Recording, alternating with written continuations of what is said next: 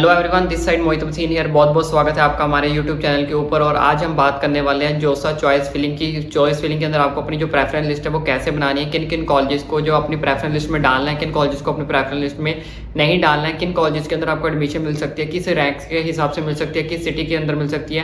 क्योंकि बहुत सारे बच्चों के मन में कन्फ्यूजन रहती है कि उनको जो है चॉइस फिलिंग क्या करें। क्योंकि चॉइस फिलिंग एक ऐसी चीज़ है जो आपको नीचे से ऊपर भी पहुंचा सकती है और ऊपर से नीचे भी पहुंचा सकती है। फिर आप बोलोगे कि सर वहाँ पे मेरा इतना अच्छा रैंक आया था, मुझे इतना लो लेवल का कॉलेज मिला। तो सारी की सारी जो गड़बड़ी होती है वो चॉइस फिलिंग के अंदर होती है। क्योंकि बहुत सारे बच्चे जो है वो रजिस्ट्रेशन का जो प्रोसेस है वो इजीली कर लेते हैं, सब कुछ अच्छा हो जाता है, डॉक्यूमेंट वेरिफिकेशन तक भी सब कुछ अच्छे से हो जाता है, डॉक्यूमेंट हम कंप्लीट भी कर लेते हैं। लेकिन जो सबसे चीज़ हमें प्रॉब्लम देती है, जो सबसे चीज़ जो हमें इशू क्रिएट करती है वो है हमारे लिए चॉइस फिलिंग करना। चॉइस फिलिंग के अंदर बहुत सारे बच्चों को समझ नहीं आती कि मुझे किस टाइम पे किस कॉलेज को रखना है, किस टाइम पे किस कॉलेज को डालूं जिससे मुझे इस कॉलेज में एडमिशन मिलेगी, इस ब्रांच में एडमिशन मिलेगी।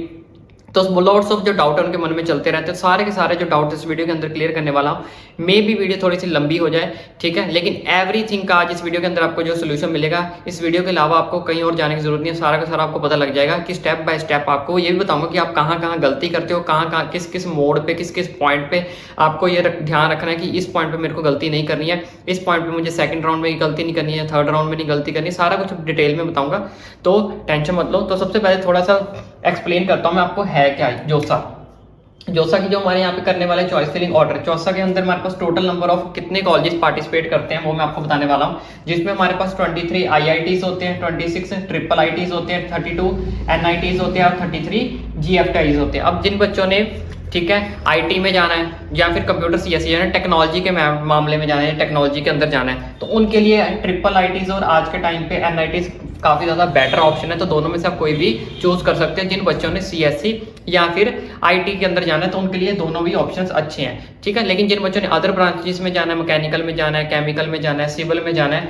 तो उनके लिए NITs is much better option, ठीक है। उन कुछ GFTs के भी कॉलेज है, उसको मैं एक्सप्लेन करता हूँ। मतलब NIT और GFT को भी आप अपनी प्रेफरेंस लिस्ट के अंदर रख सकते हो। सारा कुछ डिटेल में बताऊंगा, ठीक है, तो टेंशन मत लो। तो पिछले साल की बात करें, प्रीवियस ईयर 2022 सीट्स की बात करें, तो ट्रिपल IITs में हमारे पास 7126 सीट थी, NITs में हमारे पास 23,994 सीट थी, GFTs के अंदर हमारे पास 6759 सीट्स थी, IITs में हमारे पास 16598 सीट। सबका टोटल करें तो ये बनता है 5447। यानी कि इतनी सीट जो हमारे पास है, इतनी सीट्स के लिए हमें जो है मारा मारी करनी है। राउंड 1 में करनी पड़े, राउंड 2 में करनी पड़े, राउंड 3 के अंदर करनी पड़े।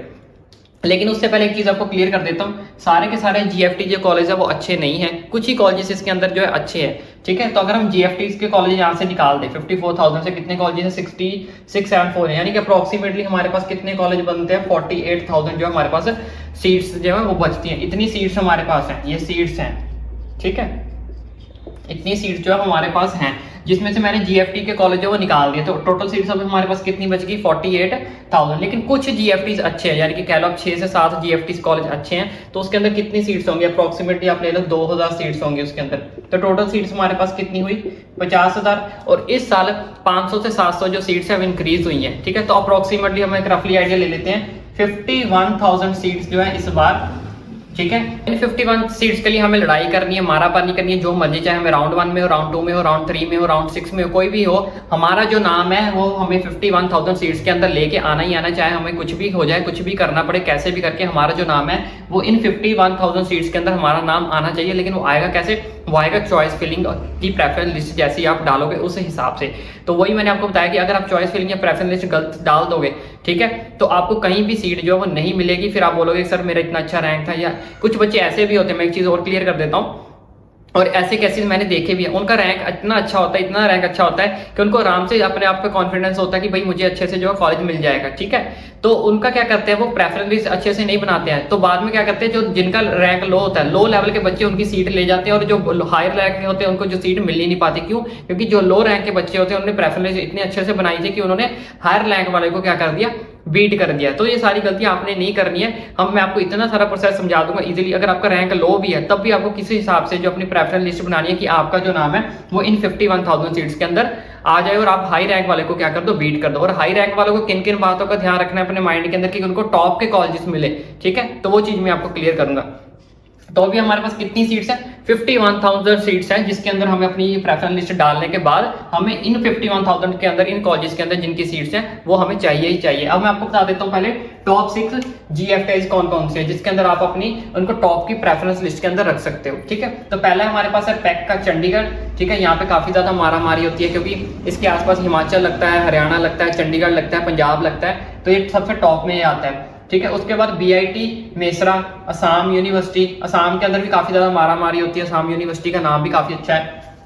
तो यूनिवर्सिटी ऑफ हैदराबाद, उसके बाद IIIT नया रायपुर, IIIT भुवनेश्वर, ये जो एक यूनिवर्सिटी ऑफ हैदराबाद है ये काफी ज्यादा पुरानी है, थोड़ा ओल्ड इंफ्रास्ट्रक्चर से बनी हुई है अभी तक भी, लेकिन इसका नाम बहुत है क्योंकि ये बहुत पुरानी यूनिवर्सिटी है। अब यहाँ पे मेन प्रॉब्लम आती क्या है, मेन प्रॉब्लम क्या आती है, बच्चों को ये समझ नहीं आता कि हमें जब चॉइस प्रेफरेंस लिस्ट बनानी है या चॉइस फिलिंग ऑर्डर करनी है, वो सबसे पहले किसको प्रेफरेंस दे। सबसे पहली मिस्टेक या सबसे पहला डाउट जो उनका होता है बच्चों का, जो मुझसे पूछा गया कि सर हम कॉलेज को ऊपर रखें या फिर हम ब्रांच को ऊपर रखें, या फिर हम ये देखें कि हमें जो कॉलेज है वो किस सिटी में पढ़ रहा है, तो हम किसकी तरफ जाएं, कि हम कॉलेज के नाम के हिसाब से प्रेफरेंस लिस्ट बनाएं, या फिर अपनी ब्रांच की मुझे मैकेनिकल में चाहिए CSE या उस हिसाब से अपनी प्रेफरेंस लिस्ट बनाएं, या फिर ये देख के बनाएं कि मुझे यूनिवर्सिटी ऑफ हैदराबाद यानी कि मुझे हैदराबाद जैसी बड़ी यूनिवर्सिटीज के अंदर, हैदराबाद जैसे बड़ी स्टेट के अंदर जो है वो एडमिशन लेनी है। तो आपको किन किन चीजों का ध्यान रखना है, सारा कुछ आपको अभी मैं डिटेल में एक्सप्लेन करूंगा। तो अब मैं आपको कुछ ऐसी चीजें बताने वाला हूँ जिसमें बच्चे बहुत ज्यादा गलती करते हैं। वो चीज है क्या,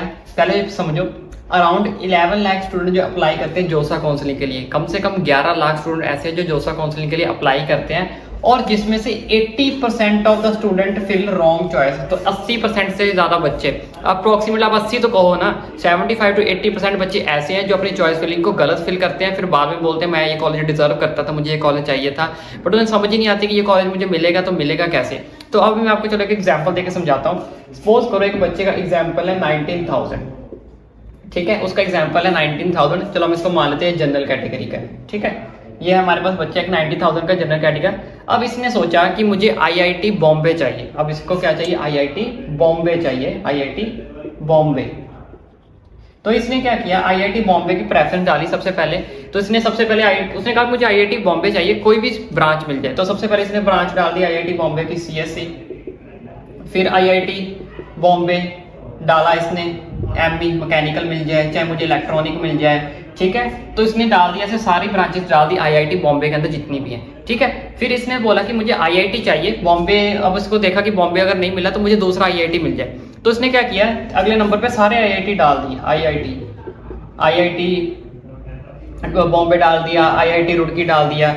तो इस हिसाब से सारे के सारे जितने भी IIT है वो सारे के सारे डाल दिए उसने, सारे के सारे IIT। अब इस बच्चे ने क्या गलती की है, पहली बात तो ये समझो कि 19,000 रुपए जनरल कैटेगरी वाले बच्चे को तो कोई IIT मिल ही नहीं सकता। ठीक है ना, सोचने वाली बात है। उसने सोचा ही नहीं कि भाई मेरा कैटेगरी, मेरा रैंक जनरल है, मेरी कैटेगरी रैंक जो है वो 19,000 है। ठीक है, तो 19,000 पे आज तक कभी भी जो है वो IIT मिला ही नहीं है। तो उस बच्चे ने क्या किया, एक दिन 1.5 दिन या जितना भी लगा लो, सारी प्रेफरेंस लिस्ट पहले बनाई, प्रेफरेंस लिस्ट बनाई, फिर उसके बाद उसने सारी की सारी प्रेफरेंस लिस्ट ऐसे डाल दी जिसमें उसके कोई चांसेस ही नहीं है। तो कितनी बड़ी बच्चे ने गलती की है यहाँ पे कि वो कॉलेज की प्रेफरेंस लिस्ट डाल रहा है जिसके उसके 1% भी जो चांसेस नहीं है। तो इसके लिए आपको पता होना चाहिए सबसे पहले कि आपकी जो प्रेफरेंस लिस्ट है आपने किस हिसाब से बनानी है, अपने रैंक के हिसाब से बनानी है या फिर अपनी कैटेगरी रैंक के हिसाब से आपने जो बनानी है। उसके लिए आपको कुछ मैं आपको हिंट देता हूँ कि उसको आपको कैसे जो अपने माइंड में सजेस्ट कर सकते हो, कैसे अपनी प्रेफरेंस लिस्ट बना सकते हो। मैं भी आपको थोड़ा बहुत समझाऊंगा लास्ट में। ठीक है, पहले ये चीज समझो। अब इसमें क्या है, आपने रिसर्च करनी है, कुछ चीजों की रिसर्च अब आपको भी करनी पड़ी। हर बंदे के हाथ में गूगल होता है, ठीक है, चाहे कुछ भी हो जाए, हर बंदे के हाथ में गूगल है। ठीक है, तो गूगल के लिए आपको क्या करना है, आपको यूज करना है, प्रायोरिटाइज निकालनी है। यहाँ पे अब आपको कुछ चीजें अपने माइंड में रखनी है, कंसीडर करनी है। वो कंसीडर चीजें क्या करनी है वो भी मैं आपको बताता हूँ। सबसे पहली चीज हमारे पास क्या है, प्रेफरेंसेस में आपने ये देखना है कि मुझे किस चीज की सबसे ज्यादा प्रेफरेंस है। जैसे कुछ बच्चों को प्रेफरेंस होती है, मान लो कोई बच्चा दिल्ली से है या कोई बच्चा कोलकाता से है, कोई बेंगलोर से, चलो हम दिल्ली का एग्जांपल ले लेते हैं। मान लो कोई बच्चा दिल्ली से है, उसने देखा कि मैं दिल्ली में रहता हूँ, मेरी स्टेट बहुत ज़्यादा अच्छी है, यहीं मेरे पेरेंट्स रहते हैं, यहीं मेरे फ्रेंड्स रहते हैं। ठीक है, यहाँ के मुझे कोने कोने का पता है, कहाँ अच्छा फूड मिलता है, कहाँ रहना चाहिए, कहाँ नहीं रहना चाहिए, मतलब उसे दिल्ली से बहुत ज़्यादा प्यार है। तो उसकी सबसे ज़्यादा फर्स्ट प्रेफरेंस क्या हुई कि मुझे सिर्फ दिल्ली के अंदर ही कॉलेज चाहिए, चाहे कुछ भी हो जाए, मैं दिल्ली से बाहर नहीं जाऊँगा। तो मेरी फर्स्ट प्रेफरेंस क्या होगी कि मुझे दिल्ली के अंदर कहीं पर भी कॉलेज मिल जाए, कैसा भी कॉलेज मिल जाए। ठीक है, तो जो वो प्रेफरेंस लिस्ट बनाएगा तो सबसे पहले दिल्ली के जितने भी टॉप कॉलेजेस है उनको टॉप में रखेगा, बाकी फिर किसी दूसरी स्टेट पे डिपेंड होगा, क्योंकि उसने बोला कि मुझे दूसरी स्टेट में जाना ही नहीं है, मुझे सिर्फ दिल्ली के अंदर कॉलेज चाहिए, सिर्फ दिल्ली पे कॉलेज चाहिए। अगर दिल्ली में नहीं मिलता है तब मैं किसी दूसरी स्टेट पे डिपेंडेंट होऊंगा। लेकिन सबसे पहले उसने प्रेफरेंस लिस्ट में कौन से कॉलेजेस रखे, सारे के सारे दिल्ली के कॉलेजेस डाल दिए। फिर वो दूसरी अपनी जो सेकंड उसकी प्रेफरेंस है दिल्ली से बाहर जाने की, वो किस स्टेट में जाना चाहता है, फिर वो उसकी प्रेफरेंस डालेगा। तो सबसे पहले अगर ऐसे आपने सोचना कि आपकी प्रेफरेंस क्या है, आप कहाँ रहना चाहते हो, किस कॉलेज में जाना चाहते हो, ठीक है। नेक्स्ट आपके इंटरेस्ट। अब इंटरेस्ट में क्या है, सबसे पहले बच्चों ने इसमें देखना कि आपका इंटरेस्ट किस में है। इंटरेस्ट लाइक आपने ये देखना है कि मुझे सीएससी की ब्रांच चाहिए, मैकेनिकल की चाहिए या केमिकल की चाहिए। अगर आपको लगता है कि भाई मुझे सीएससी की ब्रांच चाहिए, फिर कॉलेज कोई भी हो, ठीक है, तो आपने क्या करना है, सबसे पहले अपने सीएससी के कॉलेज जितने भी आपको अच्छे लगते हैं, ठीक है, भाई मुझे सीएससी की ब्रांच चाहिए, जितने भी सीएससी के कॉलेजेस हैं सारे के सारे वहां पर फिल कर देने कि भाई मुझे सीएससी की ब्रांच चाहिए, मुझे ये मैटर नहीं करता कि मुझे कोई भी स्टेट मिल जाए, कोई भी कॉलेज मिल जाए, मुझे सिर्फ क्या करना है, सीएससी ब्रांच चाहिए, कहीं से भी वो मिल जाए। तो आपने जितने भी सीएससी के कॉलेजेस हैं, तो सबसे पहले जो अच्छे अच्छे कॉलेजेस आपने उन सबकी प्रेफरेंस डाल देनी है। उसके बाद थोड़े से बुरे भी हैं, अगर आपको चाहिए सीएससी तो आप उनके नीचे प्रेफरेंस डाल दो, यानी कि जितने भी सीएससी के कॉलेज हैं टॉप पे ऊपर, ऐसे धीरे धीरे आपने नीचे आते जाना है। नेक्स्ट अब बात करते हैं करियर गोल्स की, ठीक है। करियर गोल्स के अंदर आपने क्या रखना है, करियर गोल्स में बहुत सारे बच्चों का कुछ ना कुछ गोल होता है, कुछ ना बच्चों का गोल नहीं होता है। लाइक एग्जांपल देता हूँ, जैसे कुछ बच्चों का गोल होता है कि मुझे ग्रेजुएशन कंप्लीट करने के बाद जॉब करनी है, प्लेसमेंट लेनी है, प्राइवेट जॉब करनी है, गवर्नमेंट जॉब करनी है, या फिर कुछ बच्चों का एम होता है कि मुझे यूपीएससी की तैयारी करनी है। तो वो आपने देखना है कि आपका गोल क्या है। जैसे मान लो फॉर एग्जाम्पल कुछ बच्चों का गोल है भाई मुझे यूपीएससी करनी है, तो अगर जिन बच्चों को यूपीएससी में जाना है तो उनको डिफिकल्टी ब्रांचेस लेने का कोई बेनिफिट नहीं है, लाइक मैकेनिकल हो गया, केमिकल हो गया, तो उन्हें डिफिकल्ट ब्रांचेस क्यों लेनी है। तो आपने अगर जाना यूपीएससी में है तो आप अपने उस हिसाब से ब्रांच को चूज करो जिसमें आपको यूपीएससी पढ़ने के लिए तैयारी भी हो जाए आपको, और ज्यादा आपको माथापाई भी जो है वो ना करनी पाए। तो उस हिसाब से आप अपनी ब्रांच को क्या कर सकते हो, चूज कर सकते हो कि अपने करियर के गोल के हिसाब से। तो उस हिसाब से आपने प्रायोरिटाइज देनी है चॉइसेस को based on desired institution and programme. तो उस हिसाब से अपने इंस्टीट्यूशन रखने हैं या प्रोग्राम रख के अपनी लिस्ट बनानी है कि इस प्रोग्राम के अंदर मुझे इस इंस्टीट्यूशन के अंदर जो एडमिशन चाहिए सीएससी के हिसाब से चाहिए तो सीएससी के सारे इंस्टीट्यूशन चूज कर लो, ठीक है। अगर प्रेफरेंस के हिसाब से चाहिए कि भाई दिल्ली का ही चाहिए या फिर सारा कोलकाता का ही चाहिए तो कोलकाता के जितने भी टॉप कॉलेजेस है सबके सब अपने लिस्ट में डाल देने हैं। अगर इंटरेस्ट के हिसाब से डालना तो इंटरेस्ट में भी मैंने आपको बता दी कि अगर इंटरेस्ट है कि सीएससी के ही चाहिए तो सारे सीएससी के डाल दो, मैकेनिकल के चाहिए सारे मैकेनिकल के डाल दो। करियर गोल के हिसाब से देखना है तो आप करियर गोल के हिसाब से भी अपने डाल सकते हो। जॉब के हिसाब से कहाँ की जॉब अच्छी है, कहाँ की प्लेसमेंट अच्छी है, अगर यूपीएससी करनी है तो कौन सी ब्रांच लेनी है, तो उस हिसाब से आप करियर के गोल इस हिसाब से आपने जो अपनी लिस्ट बनानी है। नेक्स्ट यहाँ पे बहुत सारे बच्चों को दिक्कत कहाँ पे आती है, बहुत सारे बच्चों को यहाँ पे दिक्कत आती है branch versus institute, branch versus institute. अब ब्रांच वर्सेस इंस्टीट्यूट में बच्चों को क्या दिक्कत आती है, उन्हें समझ नहीं आता गुड कॉलेज चुने या बैड ब्रांच। कईयों में हमें बैड कॉलेज मिलता है लेकिन गुड ब्रांच मिलती है। क्या होता है बताता हूँ, कई बार हमें ऐसा होता है कि गुड कॉलेज तो मिल जाता है लेकिन हमें ब्रांच वो बहुत ज़्यादा बैड मिल रही होती है उस कॉलेज के अंदर। तो इस केस में हम क्या करें, दूसरा केस हमारे पास होता है बैड कॉलेज मिल रहा है लेकिन उसके अंदर गुड ब्रांच मिल रही है। तो इस केस में हम क्या करें, तो क्या चीज चूज करें, गुड कॉलेज में बैड ब्रांच को चूज कर ले या बैड कॉलेज के अंदर गुड ब्रांच को चूज कर ले। तो इसमें दोनों केसेस में आपने सबसे पहले चूज करना है अपनी सिटी को, कि ये देखना है कि ये जो दोनों केसेस पॉसिबल है इसमें आपकी सिटी क्या है, सिटी स्टेट क्या है। सिटी और स्टेट बहुत ज्यादा मैटर करती है। जैसे मैं एग्जाम्पल दे दूँ आपको, दिल्ली, कोलकाता, अपना बॉम्बे, ये सारी बहुत ज़्यादा वेल डेवलप्ड सिटीज़ है एज़ कम्पेयर टू जो हमारी नॉर्थ वाली साइड, साउथ वाली साइड सिटीज़ हैं, उनके मुकाबले में बहुत ज़्यादा cities as compare to Patna कह लो, बिहार कह लो।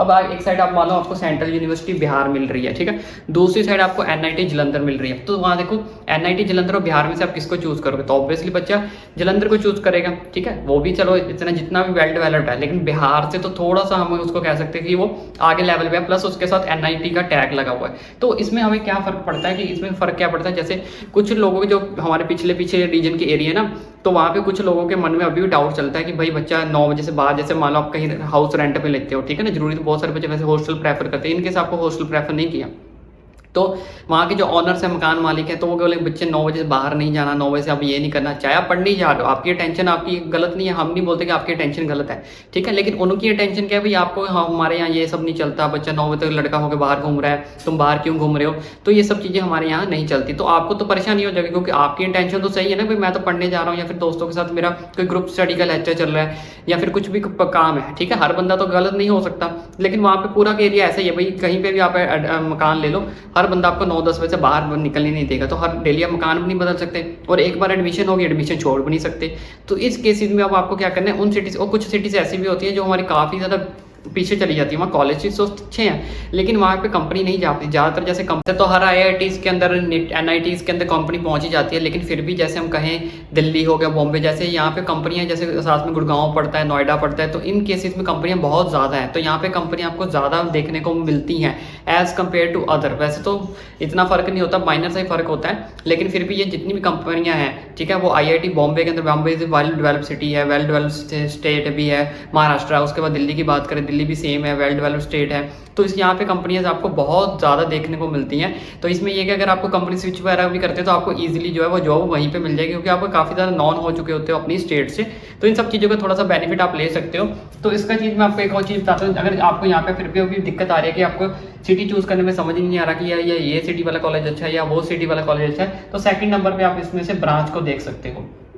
ब्रांच देख सकते हो कि आपको कौन सी ब्रांच मिल रही है किस कॉलेज के अंदर। अगर आपको आपकी फेवरेट ब्रांच मिल रही है तो आप ले लो, या फिर आप उस ब्रांच में जा सकते हो जिसका स्कोप बहुत ज़्यादा है। जैसे मान लो आपको CSE का स्कोप मिल रही है, वहाँ पे CSE के अंदर आपको ये कि अगर आपको कॉलेज अच्छा नहीं मिल रहा लेकिन आपको ब्रांच जो आपकी मनपसंद की मिल रही है, तो उसमें क्या करना है, क्योंकि वैसे भी जॉब जो लेनी है आपको किसी कंपनी के अंदर प्लेस होना है या बिजनेस भी करना है, उसके लिए आपकी स्किल, आपकी नॉलेज मैटर करेगी, ना कि आपको ये मैटर करेगा कि आप किस कॉलेज से जो है वो पढ़ के आए हो। थोड़ा सा मैटर जरूर करता है, लेकिन 5-6 साल बाद इसको कोई भी नहीं इतना जो है वो पूछेगा, क्योंकि आपके पास जितनी स्किल्स होगी उतना ही रिजल्ट, उतना ही फल जो है वो आपको मिलेगा। तो अपनी नॉलेज को बढ़ाओ, अपनी स्किल्स को बढ़ाओ। तो अगर आपको सबसे पहले तो मैं आपको ये बोलूँगा सिटी के हिसाब से थोड़ा बहुत आप प्रेफरेंस लिस्ट बना सकते हो। फिर भी अगर आपको कोई डाउट वहाँ पे मिलता है, क्रिएट होता है, तो आप ब्रांच देखो कि यहाँ पे मुझे इस कॉलेज के अंदर या कौन सी ब्रांच मिल रही है, मेरी फेवरेट ब्रांच मिल रही है। अगर आपको सर ये सब कुछ सही है, फेवरेट ब्रांच भी मिल रही है और आपके पास कोई ऑप्शन नहीं है, तो आप डेफिनेटली इसको चूज कर सकते हो। तो फाइनली अब बात कर लेते हैं आपके लिए इलास्टिक ऑप्शन क्या है, वो आप क्या कर सकते हैं। कोई चीज़ बता देता हूँ। सबसे पहले अब आपको चीज़ क्या करनी, कंसीडर योर रैंक। आपको रैंक कंसीडर करना है कि आपका रैंक जो है वो किस कॉलेज के आसपास जो है वो है, कितना आपका रैंक है, कितने कंसीडर, यानी कि किस कॉलेज के आसपास जो आपका कॉलेज रह सकता है। वही आपको पता कैसे चलेगा, चेक की प्रीवियस ईयर कट ऑफ, आप इसकी previous year cut off check कर सकते हो, जोसा की वेबसाइट पे भी मिल जाएगी। आप ऑलवेज यूट्यूब पे सर्च करोगे, बहुत सारे यूट्यूबर्स हैं, वहाँ पे भी आपको वो समझा देंगे। अदरवाइज गूगल पे आपको कहीं ना कहीं तो मिल ही जाएगी। तो अगर आपको नहीं पता चल रहा कि वो कैसे मिलेगी, तो आप जोसा की ऑफिशियल वेबसाइट जाके वहाँ पे भी आप चेक कर सकते हो, वहाँ पे भी आपको मिल जाएगी। तो वहाँ पे आप चेक को क्या करना, सेफ्टी नेट, जिसको सेफ्टी नेट बोलते हैं। सेफ्टी नेट में है क्या, choose some high rank colleges. आपने हाई रैंक कॉलेजेस को भी चूज करना है। कैसे, फॉर एग्जाम्पल मान लो, फॉर एग्जाम्पल आपका जो है 7000 रैंक है, ठीक है, आपका 7000 रैंक है, तो आपने यहाँ से देख लिया कि प्रीवियस ईयर जो कट ऑफ है वो 7000 पे कौन सा कॉलेज मिला था, 7000 पे कौन सा जो है वो कॉलेज मिला था। अब आपने क्या करना है, 5000 कम से कम 5000 से लेके 9000 तक जितने भी कॉलेजेस है वो सारे के सारे फिल करने हैं। ऊपर वाले भी फिल करने हैं और नीचे लो लेवल वाले भी है जो भी फिल करने हैं। अपनी प्रेफरेंस तो डालनी है, सबसे टॉप पे अपनी प्रेफरेंस डालनी है, ठीक है। उसके बाद अब आप क्या कर सकते हो कि अगर आपका रैंक 7000 है तो 7000 से ऊपर 6000 से लेकर 5000, ठीक है, 6000 5000 6000 से शुरू कर लो, चाहे 5000 से शुरू कर लो, डिपेंड करता है, वैसे जितनी मर्जी कर लो आप पे है, लेकिन 6000 से